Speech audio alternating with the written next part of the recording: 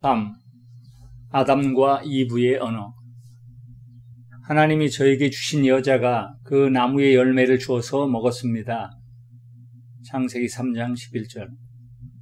하루는 짐승 중에 가장 간교한 뱀이 아담의 베풀인 하와에게 물었다. 하나님이 참으로 너희더러 동산 모든 나무의 실과를 먹지 말라고 하시던? 하와가 대답하기를, 동산 나무의 실과를 우리가 먹을 수 있으나 동산 중앙에 있는 나무의 실과는 하나님의 말씀에 먹지도 말고 만지지도 말래. 우리가 죽는데. 그러자 뱀이 말하되, 너희는 결코 죽지 않아. 너희가 그것을 먹는 날에는 너희의 눈이 밝아져 하나님과 같이 될 뿐만 아니라 선악을 알 수 있게도 된단다. 이러한 뱀의 꼬임에 그만 하와의 귀가 얇아져 그 뱀과 사단의 의도대로 선악과를 바라보니 정말 먹음직도 하고 보암직도 하고 지혜롭게 할 만큼 탐스럽기도 한 열매로 다가왔던 것이다. 이렇듯 죄라고 하는 것은 인간 자신의 이해사고와 주관적인 판단 속에서 먼저 이루어지고 그 이후 행동으로 옮겨지게 되는 것이다. 그러므로 이미 잘못된 판단과 생각에서의 결정 그 자체가 이미 죄의 뿌리였고 시작이었던 것이다. 그리고 더 안타까운 것은 하와 자신이 그 열매를 따 먹었을 뿐만 아니라 자기와 함께한 남편 아담에게도 주어 같이 먹게 함으로 자신과 더불어 자신의 남편뿐만 아니라 모든 피조물들조차 그 죄로 말미암아 그 죄의 영향력 아래 있게 되었다. 왜냐하면 모든 피조물은 사람의 다스림과 영향권 아래 주셨기 때문에 영향을 끼치는 그들의 죄의 영향력이 모든 후손에게 미치게 된 것이고 그들로부터 행하여지는 영향은 고스란히 모든 다스림의 대상자들인 동물들에게도 마찬가지로 그 죄의 결과에 대한 영향을 미치게 된 것이다. 그렇게 죄가 들어오게 되자 성경은 그대 눈이 밝아졌다고 기록하고 있는데 그 밝아짐이란 그것은 자신들이 무엇을 구체적으로 보게 되는 시각적인 것이 아니라 자신들의 불순종함을 발견하는 것으로 그것은 그들이 행동을 시작하는 시작점인 사고적 인지였고 더 나아가 결국에는 실제적으로 시각적인 눈의 활동까지에도 일종의 마비를 가져오거나 환각의 상태에 빠져 다른 것을 보게 하고 마는 것이다. 결국 그 오류의 결과로 아담과 하와는 하나님의 말씀에 대하여 자신들이 불신과 불순종을 행하였음을 인지하는 새로운 죄와 욕망의 눈과 시각이 열려버린 것이다. 불순종하지 않았다면 열리지 않았을 눈이 열리자 그 시각으로 하나님이 창조하신 만물을 바라보는 인간의 생각이 정상적인 사고의 틀과 생각에서 벗어나기를 시작하였다. 그러므로 생각뿐만 아니라 사물을 바라보는 가시적인 눈 역시 자신이 필요하거나 오해한 것들을 받아들이는 자기 중심적인 비정상적인 인지의 방향으로 바라보게 된 것이다. 그리고 그로 인하여 나타나는 첫 번째 현상이 바로 자신들의 벗은 몸에 대하여 부끄러움을 느끼게 된 것이다.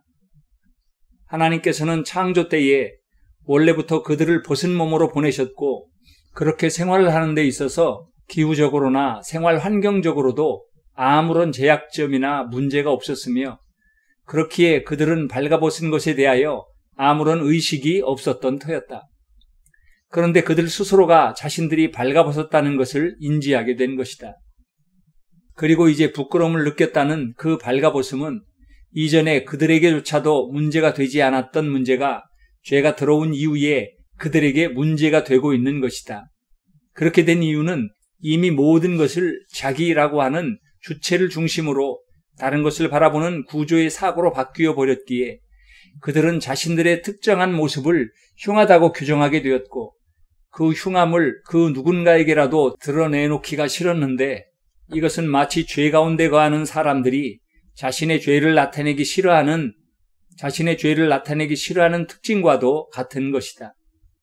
그래서 그들은 숲속으로 들어가 자신의 몸을 가리기에 급급할 수밖에 없었다.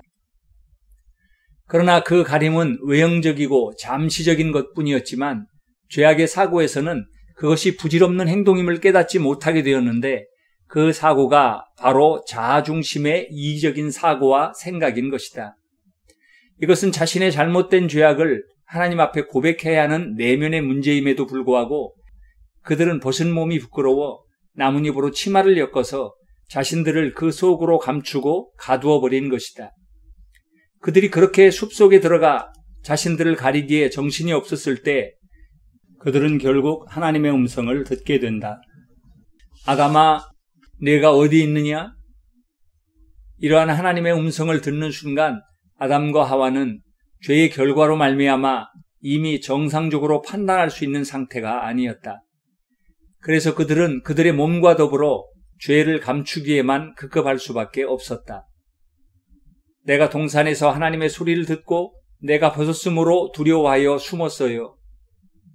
이 말을 들으시고 하나님께서는 더더욱 냉정하게 그들의 가슴을 찌르며 파고 들어오셨다. 누가 너의 벗었음을 알려주었느냐? 하나님의 이 음성은 죄로 인하여 쪼그라든 아담의 가슴을 깊이 찌르는 비수가 되어 날아왔다. 하나님은 아담에게 철저하게 사실관계를 신문하셨다. 그러나 이 신문은 모르는 것을 알기 위한 신문이 아니라 왜 그렇게 하였느냐라는 일종의 책망이며 나무람인 것이다. 그러기에 하나님은 내가 너더러 먹지 말라고 명한 그 나무의 실과를 네가 먹었느냐? 라고 하셨고 아담과 하와는 그들의 언행에서 이미 우리가 불순종하여 죄를 지었습니다 라고 증거하고 있는 것이다. 한번 하나님의 말씀을 불순종한 두 사람에게는 이미 죄가 들어갔고 그 결과 그들은 하나님의 신문에 대하여 변명하고 남에게 그 죄의 결과를 전가하며 그 징계로부터 탈피하려고 하는 제2, 제3의 죄를 양산하게 되는 특성이 생겼는데 이것이 바로 사악하고 음흉한 사탄의 전략이고 전술이었다. 아담이 대답하였다. 하나님이 주셔서 나와 함께하게 하신 여자, 그가 그 나무 실과를 내게 주므로 내가 먹었어요. 그러자 하와에게 물으셨다. 내가 어찌하여 이렇게 하였느냐? 뱀이 나를 꿰물어 내가 먹었어요. 아담은 하와에게 그리고 하와는 뱀에게 그 책임을 전가하였다. 하나님은 뱀을 신문하진 않으시고 바로 그 책임을 물으시며 아담과 하와를 징계하셨는데 이것이 바로 다른 피조물과는 다르게 인간에게 자의적인 선택권의 권한을 주셨던 차이점이었다. 그만큼 하나님은 인간을 사랑으로 만드시고 인간에게 특별한 대우로 그 선택권을 주셨던 것이다. 그럼에도 불구하고 인간은 그 선택권을 악용하면서 문제를 일으키고 하나님의 말씀에 순종하지 않았다. 이러한 문제는 오늘날에도 사람들에게 반복되고 있다. 하나님은 먼저 하와를 유혹한 뱀에게 벌을 주시고 이어서 그 유혹에 따라 죄를 범하고 남자에게 죄를 전염시킨 여자의 권한을 제한하는 벌을 내리신다. 먼저 뱀에게 징계를 내리셨다. 내가 이렇게 하였으니 내가 모든 육축과 들의 모든 짐승보다 더욱 저주를 받아 배로 다니고 종신토록 흙을 먹을 것이다. 내가 너로 여자의 원수가 되게 하고 너의 후손도 여자의 후손과 원수가 되게 하리니 여자의 후손은 내 머리를 상하게 할 것이요 너는 그의 발꿈치를 상하게 할 것이다. 이어서 하와를 징계하셨다. 내가 잉태하는 고통을 크게 더하리니 네가 수고하고 자식을 낳을 것이며 너는 남편을 사모하고 남편은 너를 다스릴 것이다. 하나님은 하와를 이렇게 징계하시고 나서 이미 신문을 마친 아담에게도 모든 것을 맡은 자신의 역할을 제대로 감당하지 못한 책임을 물어 징계를 내리신다. 내가 네 아내의 말을 듣고 내가 너더러 먹지 말라 한 나무 실과를 먹었은즉 땅은 너로 인하여 저주를 받고 너는 종신토록 수고하여야 그 소산을 먹을 것이다. 땅이 내게 가시덤불과 엉겅퀴를 낼 것이다. 너의 먹을 것은 밭의 채소인즉 내가 얼굴에 땀을 흘려야 식물을 먹고 결국은 흙으로 돌아갈 것이다. 이렇게 자신들의 죄를 스스로 인지한 그들의 눈이 자신의 죄를 보게 되자 그들의 고통은 그들 내면에 더욱더 가중될 수밖에 없었다. 그리고 죽지 않고 하나님과 함께 영원히 살아갈 수 있었던 아담과 하와는 그날로부터 서서히 늙어감으로 죽음을 향하여 추락해가는 인생으로 전락하고 말았다. 원래 생명은 인간이 살아가는 환경적인 조건이나 음식 등의 영향으로 그 수명이 달라지는 것이 아니었다. 오직 하나님께서 정하신 만큼을 사는 것이며 하나님이 부르시는 날 그 앞으로 부르심을 받고 소환되어 가는 것이다. 그리고 여기에서 우리가 또 하나 기억해야 할 것은 하와가 짐승과도 대화가 가능한 상황이었지만 죄를 지은 이후로 다시는 더 이상 짐승들과의 의사소통이 이어지지 못하도록 그 자격까지도 박탈시켜 버리셨다는 사실이다.